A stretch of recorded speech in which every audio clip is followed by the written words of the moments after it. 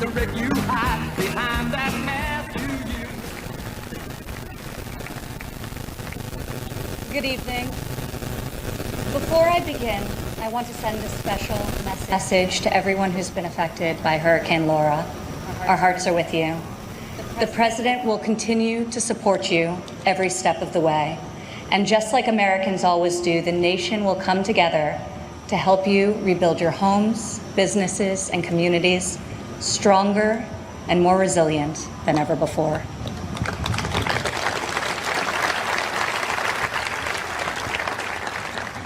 Four years ago, I introduced to you a builder, an entrepreneur, an outsider, and the people's nominee for President of the United States. Tonight, I stand before you as the proud daughter of the people's president.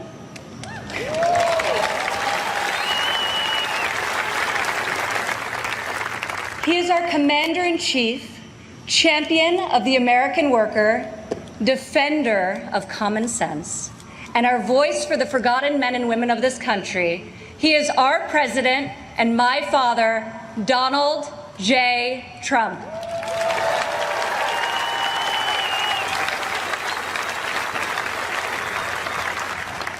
This evening, I want to tell you about the leader I know and the moments I wish every American could see.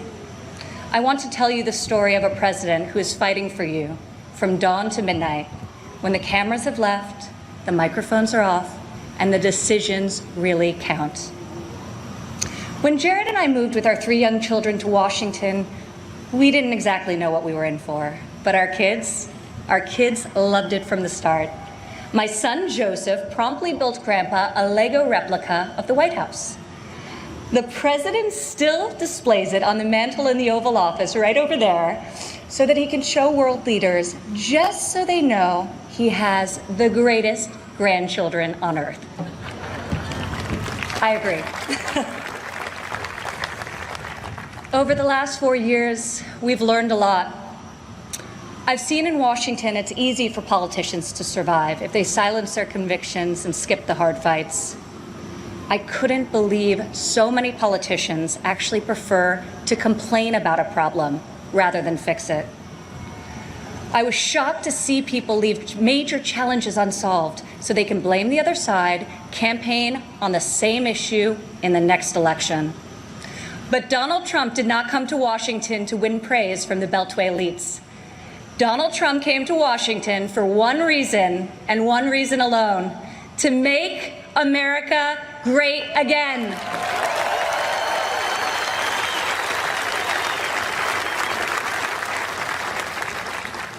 My father has strong convictions.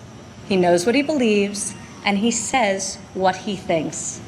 Whether you agree with him or not, you always know where he stands. I recognize that my dad's communication style is not to everyone's taste, and I know that his tweets can feel a bit unfiltered. But the results speak for themselves.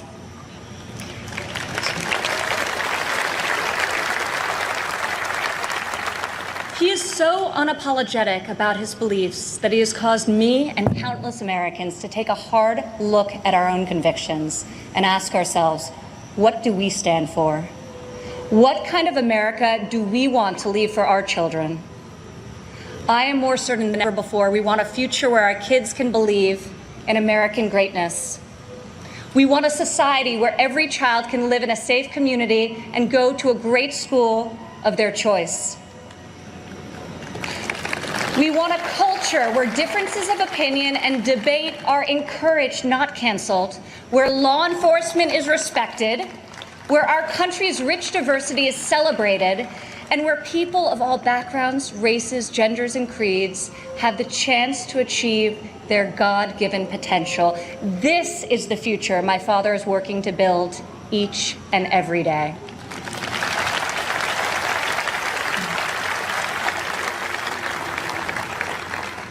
Building, after all, is what he's done his whole life. He has admired and befriended construction workers on countless job sites. But it has been a new and profound experience for him and for me to see these stoic machinists and steelworkers come to him with a tear in their eye and thank him for being the only person willing to go to the mat for them, for their jobs, for their families, and for their futures. To the hardworking men and women across America and here tonight, you are the reason my father fights with all of his heart and all of his might. You are the reason he ran for president in the first place, and you are the reason he is going to keep fighting for 4 more years.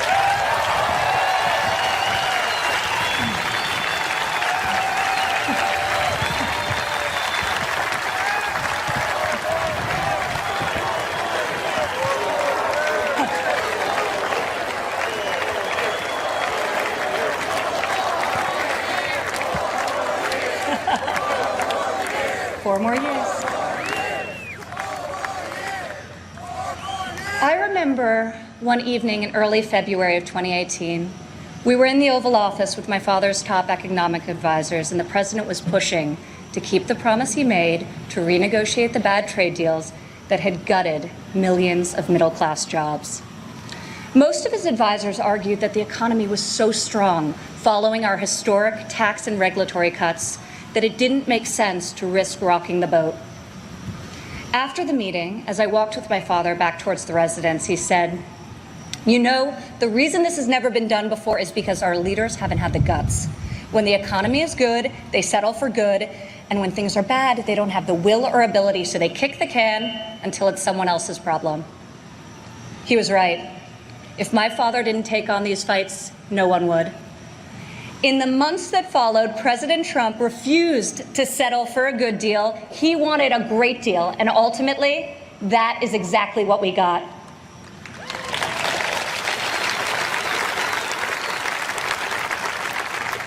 I remember each time he was updated on the progress of the new trade deal with Mexico and Canada, he would say, "Don't let down those dairy farmers I met in Wisconsin. I don't want them to like this deal. I want them to love it."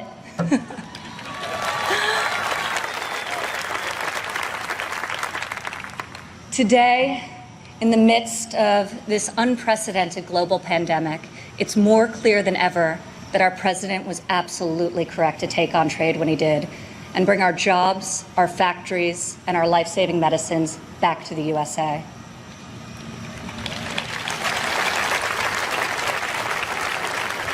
As our nation endures this grave trial, I pray for the families who are mourning the loss of a loved one, for those who are battling COVID-19, and for the first responders and the healthcare heroes who remain on the front line of this fight.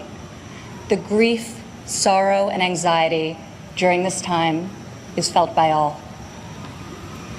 I've been with my father, and I've seen the pain in his eyes when he receives updates on the lives that have been stolen by this plague. I have witnessed him make some of the most difficult decisions of his life. I sat with him in the Oval Office as he stopped travel to Europe.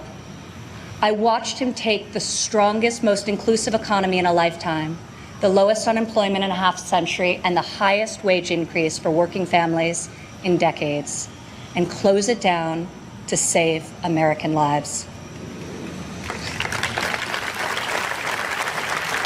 It is why our president rapidly mobilized the full force of government and the private sector to produce ventilators within weeks, to build the most robust testing system in the world, and to develop safe and effective treatments, and very, very soon a vaccine. My father isn't deterred by defeatist thinkers.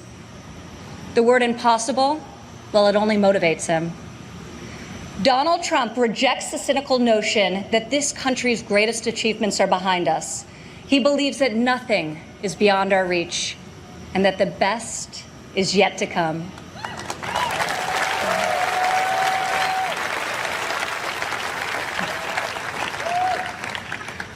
I have seen all of my life how my dad believes in the potential of each individual. Earlier this evening, we were all inspired by the incredible testimony of Alice Johnson, a great-grandmother who was sentenced to life in prison for a first-time nonviolent drug offense. I was with my father when he decided to commute Alice's life sentence. Together we watched Alice leave prison after nearly 22 years. As she ran into the arms of her family and they celebrated a joyful reunion, my father got very quiet. I could see the emotion on his face. After a long silence, he looked at me and said, "Imagine how many people there are just like Alice." From that point on, he became a voice for those who had been unfairly silenced in our prison system. President Trump rectified the disparities of the 1994 Biden crime bill that disproportionately hurt African Americans.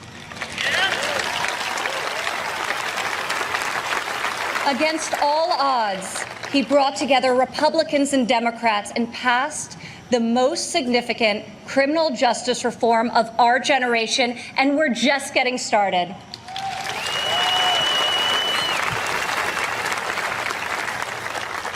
My father did not campaign on this issue. He tackled this injustice because he has a deep compassion for those who have been treated unfairly. More than rhetoric and political prose, the ability to build consensus and achieve bipartisan success will help heal our country's racial inequities and bring us forward together. President Trump is advancing the American values of work and family. 4 years ago in Cleveland, I said President Trump would deliver for working women. Last year, over 70% of all new jobs were secured by women.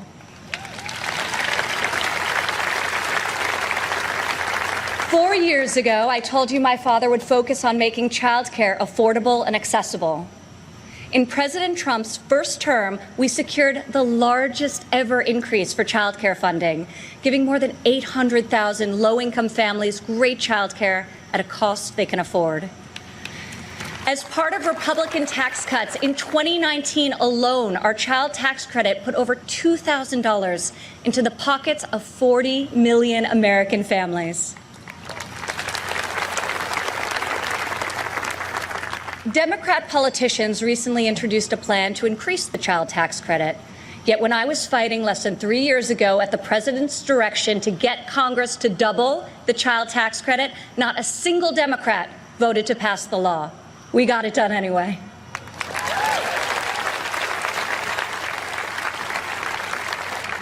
Four years ago, I promised that President Trump would support mothers in the workforce. In his first year in office, he signed into law the first ever national paid leave tax credit. Today, 8 million more Americans have access to this benefit.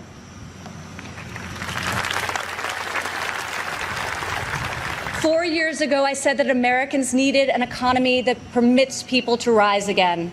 During President Trump's first 3 years in office, 72% of all new jobs went to Americans who had been outside of the workforce.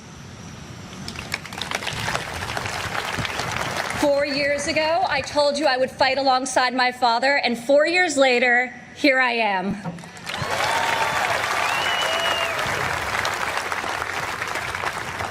Many of the issues my father has championed are not historically Republican priorities. Yet where Washington chooses sides, our president chooses common sense.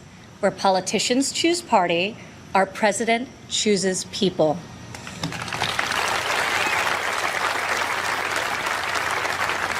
Since the day he took the oath of office, I've watched my father take on the failed policies of the past and do what no leader has done before. Recently, he took dramatic action to cut the cost of prescription drugs, despite fielding angry calls from the CEOs of nearly every major pharmaceutical company. Now, when we see attack ads paid for by Big Pharma, my dad smiles and says to me, "You know, we're doing something really right if they're hitting us so hard."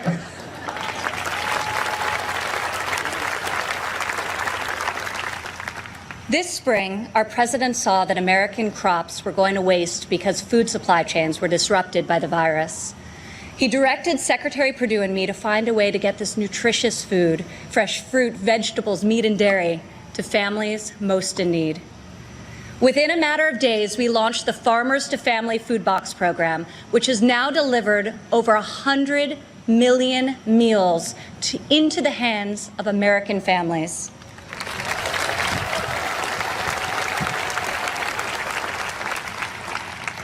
To protect the most vulnerable among us, I've worked alongside the president as he signed into law 9 pieces of legislation to combat the evil of human trafficking.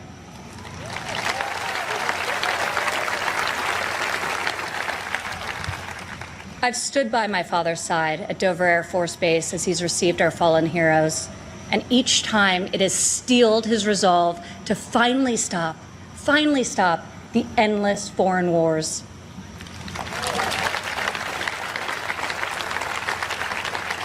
To change the paradigm in the Middle East, he took a fresh approach. I heard foreign leaders beg him not to move the American embassy to Jerusalem, yet he delivered on a promise also made and unfulfilled by past presidents because my father knew that it was the right thing to do. Defying all expectations, just weeks ago, he rewrote history again by making a peace agreement in the Middle East, the biggest breakthrough in a quarter century.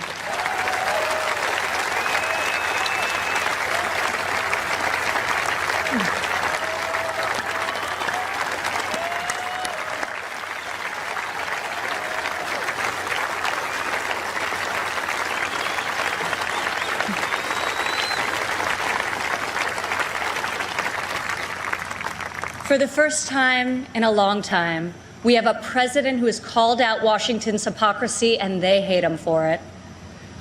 Dad, people attack you for being unconventional, but I love you for being real, and I respect you for being effective. Our president refuses to surrender his beliefs to score point with the political elite. To my father, you are the elite. You are the only people he cares about scoring points with. If these problems were easy to solve, previous presidents would have done so. But you don't achieve different results by doing things the same way. Washington has not changed Donald Trump. Donald Trump has changed Washington.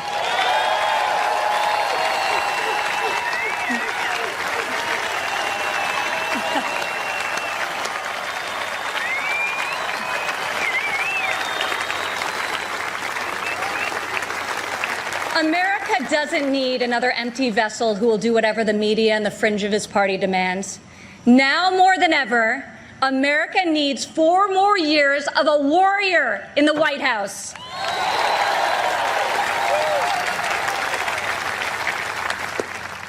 Tonight, I could not be more proud to introduce my father, a man I know was made for this moment in history. My fellow Americans, our First Lady, and the 45th President of the United States, Donald J. Trump.